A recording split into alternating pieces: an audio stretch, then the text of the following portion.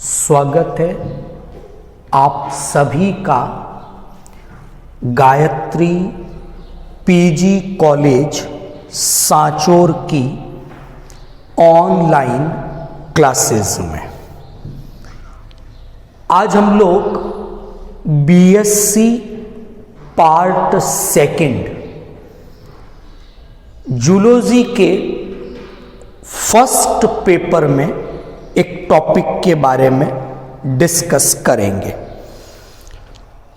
जो student channel पर नए जुड़े हैं उनकी जानकारी के लिए मैं बता देता हूं कि बीएससी पार्ट सेकंड जूलॉजी में आपके सिलेबस में 3 पेपर हैं। उसमें से एक पेपर परिवर्धन जैविकी डेवलपमेंटल बायोलॉजी का है और उस परिवर्धन जैविकी डेवलपमेंटल बायोलॉजी के कुछ लेक्चर हमने इस चैनल पर पहले अपलोड किए हैं और करीब करीब उस पेपर की 4 यूनिट हम कंप्लीट कर चुके हैं। उसके बाद हमने ये जो फर्स्ट पेपर है जूलॉजी का, जो कॉर्डेटा पृष्ठवंशी जंतुओं से संबंधित हैं, इनके भी कुछ टॉपिक हमने ऑनलाइन डिस्कस किए थे। तो उसी श्रृंखला में आज हम लोग फर्स्ट पेपर के एक टॉपिक के बारे में बात कर रहे हैं। ये टॉपिक एग्जाम के पॉइंट ऑफ व्यू से भी काफ़ी इम्पोर्टेंट है और एग्जाम में एक बड़ा क्वेश्चन इस टॉपिक से पूछा जाता है। तो शुरू करते हैं आज इस टॉपिक के साथ। आज हम बात करेंगे प्रतिगामी कायांतरण की। अंग्रेजी में इसे रेट्रोग्रेसिव मेटामॉर्फोसिस के नाम से जाना जाता है। ये आपके सिलेबस की सेकेंड यूनिट का एक टॉपिक है। इसे हम 2 पार्ट में कंप्लीट करेंगे। आज इस टॉपिक का इंट्रोडक्टिव पार्ट है और कल इसको कंप्लीट डिस्कस करेंगे और टॉपिक को कंप्लीट कर लेंगे। तो आज जो टॉपिक हम लोग डिस्कस कर रहे हैं वो टॉपिक है आपका प्रतिगामी कायांतरण, रेट्रोग्रेसिव मेटामॉर्फोसिस। शुरू करते हैं टॉपिक को। पहली बात जो मैं आपके साथ शेयर कर रहा हूं, ऐसा आप लोगों ने पिछली कुछ क्लासेस में भी बीएससी पार्ट फर्स्ट में ऐसा डिस्कस किया होगा या ऐसा आपने पढ़ा होगा कि जंतुओं में जब परिवर्धन की क्रिया होती है, डेवलपमेंट होता है, तो जंतुओं का ये जो डेवलपमेंट है, परिवर्धन है, वो 2 प्रकार का होता है। सिंपली हम उसे कहते हैं, एक को तो हम कहेंगे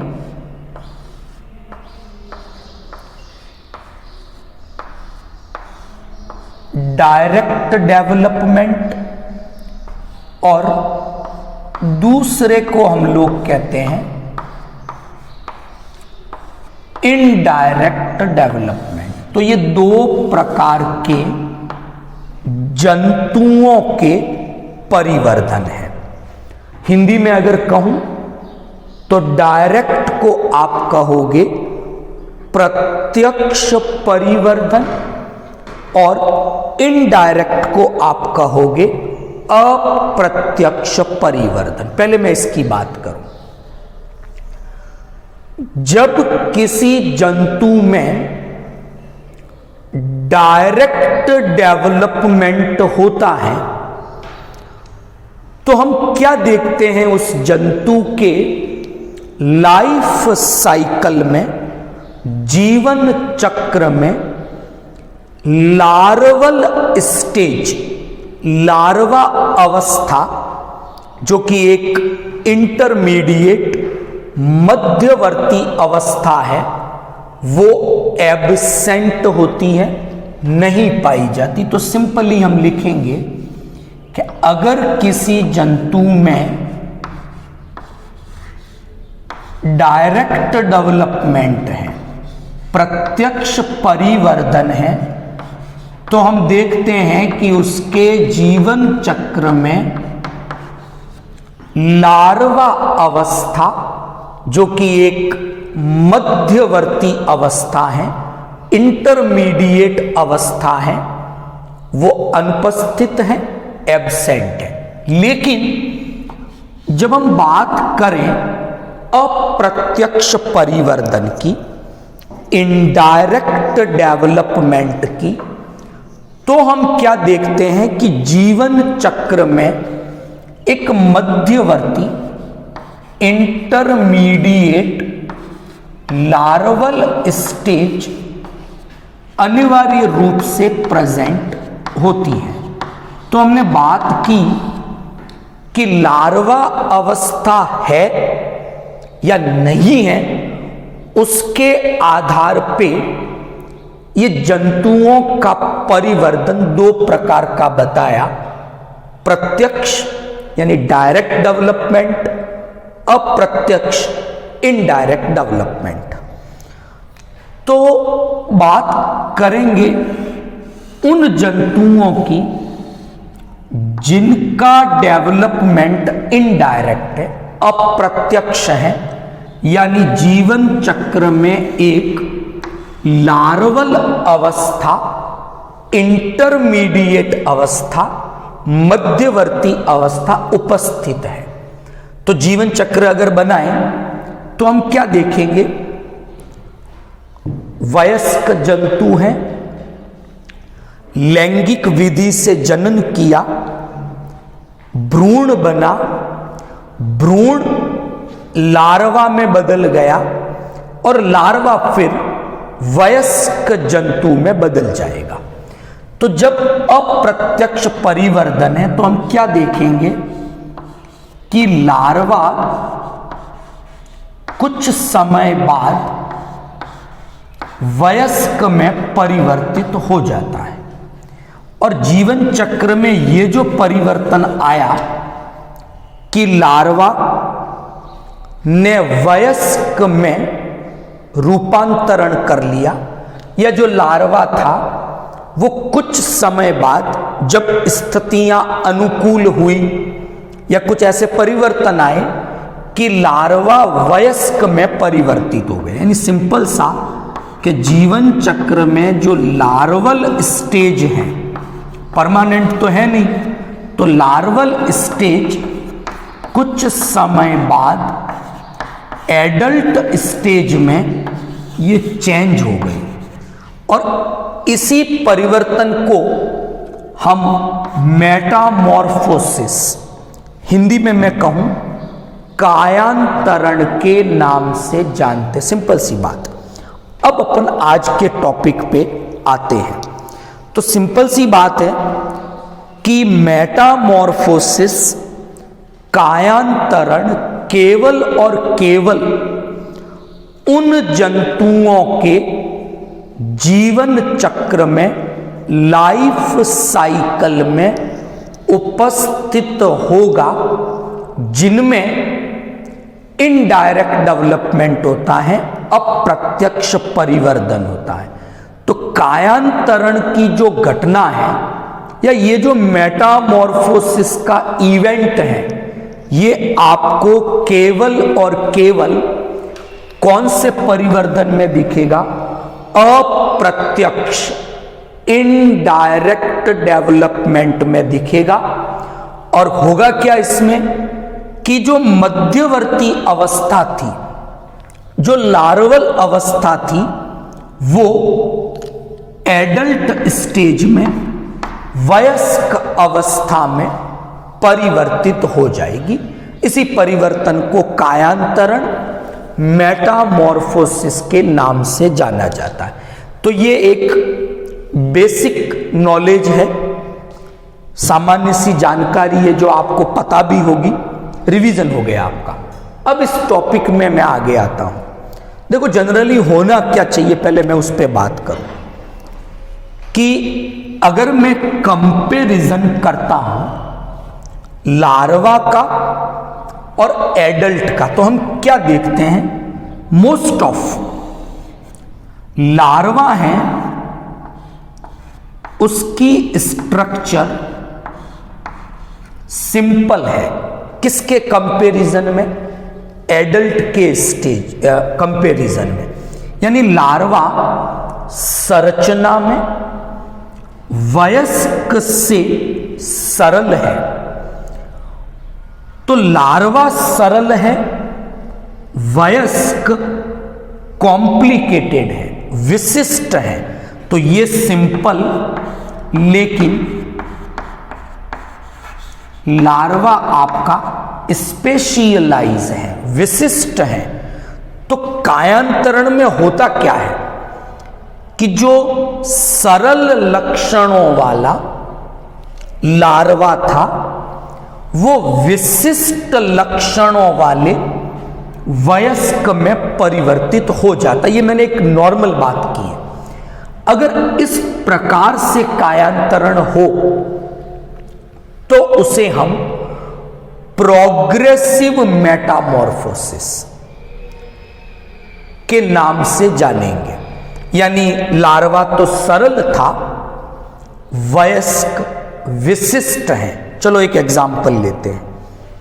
मेढक के जीवन चक्र में एक टेडपोल लार्वा है, और हमने देखा है कि वो जब भी श्वसन करता है तो उसमें गिल्स होते हैं, एक्सटर्नल गिल्स होते हैं, उनके द्वारा वो श्वसन करता है।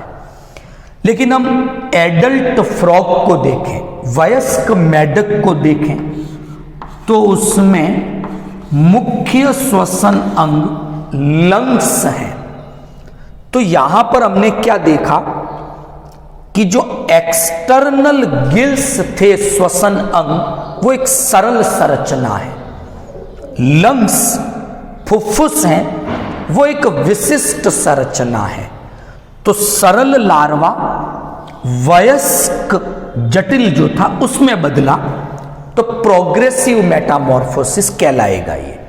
तो अधिकांश जंतु जो हमारे आसपास हैं, आपने बीएससी पार्ट फर्स्ट में भी, जैसे यूनियो के जीवन चक्र में ग्लोचिडियम लार्वा पड़ा, नेरीच के जीवन चक्र में ट्रोकोफोर लार्वा पड़ा।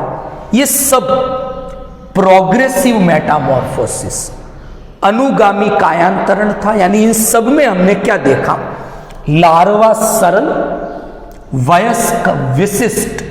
तो परिवर्तन भी ऐसा ही हुआ कि सरल गुणों वाला लार्वा विशिष्ट गुणों वाले वयस्क में बदल गया।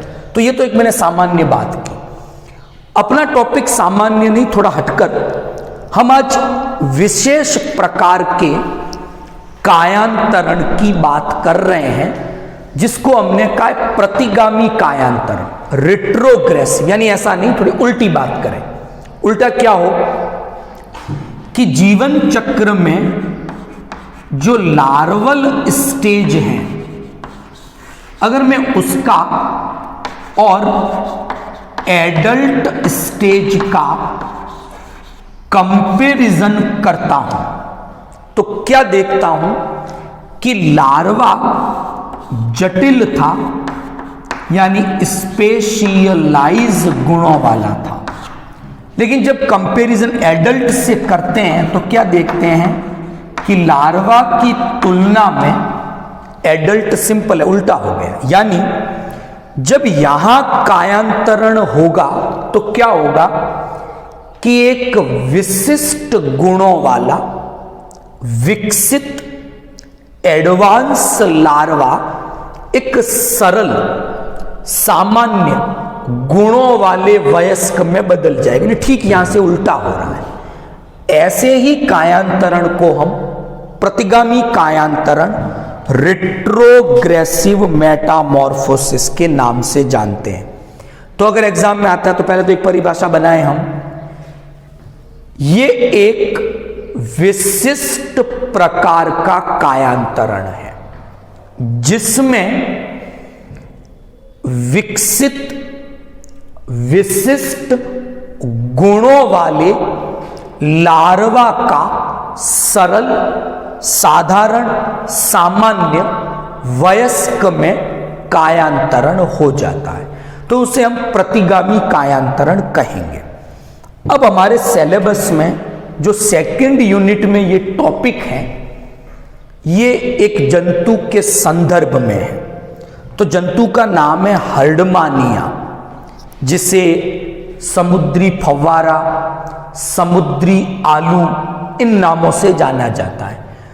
तो हम क्या देखते हैं कि हर्डमानिया के जीवन चक्र में एक लार्वा अवस्था उपस्थित है जिसका नाम है एसिडियन टेडपोल लार्वा। तो ये जो एसिडियन टेडपोल लार्वा है, ये आपको हर्डमानिया के लाइफ साइकिल में जीवन चक्र में मिलेगा। और लाइफ साइकिल में जब लार्वा है तो कायांतरण भी होना चाहिए। तो हम हर्डमानिया के जीवन चक्र में ऐसा देखते हैं कि वहां पर ये विशेष प्रकार का कायांतरण मौजूद है, उपस्थित है। तो थोड़ा सा इंट्रोडक्शन आज बात करूंगा कि अगर आप हर्डमानिया का अध्ययन जब करते हैं तो आपने क्या देखा, हर्डमानिया स्थानबद्ध जंतु है, यानी समुद्र के तल में अपने फुट की सहायता से चिपका हुआ रहता है, यानी गमन, स्विमिंग ऐसी कोई क्रिया उसमें उपस्थित नहीं है। लेकिन जब हम एसिडियन टेडपोल लार्वा को देखते हैं हर्डमानिया के, तो पूंछ मौजूद है और जब टेल है तो वो स्विमिंग कर सकता है, तैर सकता है। तो किसी जंतु का स्थानबद्ध होना ये एक सरल लक्षण है, जबकि तैरना, गमन करना विकसित लक्षण है। तो लार्वा विकसित गुण वाला है क्योंकि वो तैर सकता है, वयस्क स्थानबद्ध है, सरल लक्षण वाला है क्योंकि वो गमन नहीं कर सकता है। इसी प्रकार और भी कई लक्षण हम देखेंगे कि लार्वा के अंदर जो टेल है वहां नोटोकॉर्ड पाई जाती है, पृष्ठ रज्जु पाई जाती है। मैंने एक लेक्चर पहले अपलोड किया था, संघ कॉर्डेटा के आधारभूत लक्षण, फंडामेंटल कैरेक्टर। तो उसमें हमने बात की थी कि सभी कॉर्डेटा जंतुओं में उनके जीवन चक्र की किसी न किसी अवस्था में नोटोकॉर्ड, पृष्ठ रज्जु होनी चाहिए। तो हम क्या देखते हैं कि हर्डमानिया जो वयस्क है उसमें नोटोकॉर्ड नहीं है, लेकिन टेडपोल लार्वा जो है इसका एसिडियन, उसकी पूंछ में नोटोकॉर्ड है। तो नोटोकॉर्ड की उपस्थिति विकसित लक्षण है, जो लार्वा में तो है, वयस्क में नहीं है। इसी तरह हम देखते हैं कि लार्वा जियो पॉजिटिव है, यानी नीचे की ओर है, लेकिन जो वयस्क है वो जियो पॉजिटिव है और फोटो नेगेटिव यानी प्रकाश से विपरीत है, वो अंधकार में है। लेकिन लार्वा फोटो पॉजिटिव प्रकाश की ओर है और जियो नेगेटिव यानी अंदर नहीं है, तल में नहीं चला गया, सतह पर है समुद्र के। तो लार्वा जियो नेगेटिव फोटो पॉजिटिव, लेकिन एडल्ट को हम देखते हैं कि वो जीओ पॉजिटिव है, फोटो नेगेटिव है, प्रकाश से दूर जा रहा है, तो ये भी एक सरल लक्षण है एडल्ट का। तो ऐसे और भी कई हम डिस्कस करेंगे, जब संरचना डिस्कस करेंगे तो उसमें बात करेंगे कि जब ये कायांतरण होता है तो हम देखेंगे कि लार्वा के कैसे लक्षण थे, वयस्क में कैसे लक्षण रह गए, कौन से लक्षणों में परिवर्तन आया, और उससे पहले कल हम डिस्कस करेंगे एसिडियन टेडपोल की स्ट्रक्चर कैसी है, क्या संरचनाएं हैं उसमें, और जब फिर कायांतरण होगा तो कौन कौन सी संरचनाएं विलुप्त हो जाएगी, और फिर क्यों इसको हमने प्रतिगामी कायांतरण कहा, और फिर इस एसिडियन टेडपोल लार्वा का महत्व क्या है हर्डमानिया के लिए। तो ये आपकी सेकेंड यूनिट का एक इंपॉर्टेंट टॉपिक है। आज एक इंट्रोडक्टिव पार्ट मैंने डिस्कस किया, आपको टॉपिक के साथ जोड़ने की कोशिश की कि प्रतिगामी कायांतरण क्या है, हम किस कंसर्न में इसको कल डिस्कस करेंगे। तो हर्डमानिया की कल बात करेंगे, उसके एसिडियन टेडपोल लार्वा की स्ट्रक्चर, कैसे उसमें कायांतरण होगा और क्या इस लार्वा का महत्व है, ये सब कल के लेक्चर में बात करेंगे। तो आई होप आज का जो लेक्चर था इंट्रोडक्टिव पार्ट प्रतिगामी कायांतरण का आपको समझ में आया होगा। कल हम इस लार्वा की स्ट्रक्चर पे बात करेंगे और फिर कंपैरिजन करेंगे वयस्क हर्डमानिया से, और क्या कायांतरण हुआ, क्या परिवर्तन हुए, उन सब पे बात होगी। आई होप आज का लेक्चर आपको समझ में आ गया होगा। वीडियो को लाइक और शेयर करें। आपकी कोई प्रॉब्लम हो आप कमेंट बॉक्स में कमेंट कर सकते हैं। Thank you all of you.